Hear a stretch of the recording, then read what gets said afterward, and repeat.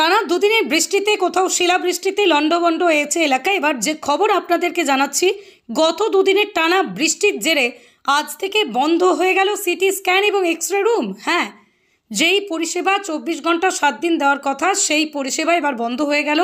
কারণ গত দুদিনের টানা বৃষ্টির জেরে ক্ষতিগ্রস্ত হয়েছে সিটি স্ক্যান ও এক্সরে রুম। বীরভূমের রামপুরহাট মেডিকেল কলেজ ও হাসপাতালে তৈরি করা হয়েছিল মুখ্যমন্ত্রীর নির্দেশেই সাধারণ মানুষকে পরিষেবা দেওয়ার জন্য এই এক্সরে রুম এবং সিটি স্ক্যান সেন্টারের, যা আজ থেকে বন্ধ হয়ে গেল। কারণ সেই সেন্টারে নাকি জল ঢুকে গেছে আর টানা বৃষ্টির কারণে এই বিপত্তি। তবে বছরের বেশিরভাগ সময় বৃষ্টি পড়লেই বন্ধ করতে হয়, কারণ নিকাশি ব্যবস্থা নেই। কর্মরত কর্মচারীরা এই বিষয়ে কোনো কিছু বলতে নারাজ।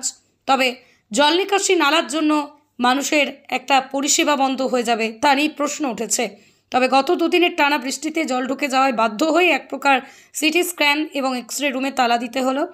তবে দ্রুত এই নিকাশি নালা হোক চাইছেন সাধারণ মানুষ, না হলে বিপত্তিতে পড়তে হচ্ছে তাদেরকেই। ওরা বললো সামনে শনিবার দেখা করতে বললো, বলছে আমার মেশিন বেশি আছে না মরে গেছে, এটাই বললো। জানে না না, যে জলে ডুবেছিল সামনে শনিবার দেখা করতে বললো।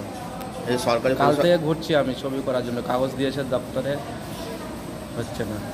সরকারি পরিষেবা বন্ধ হতে কত অসুবিধার মুখে পড়ছে? প্রচুর অসুবিধা পড়ছে।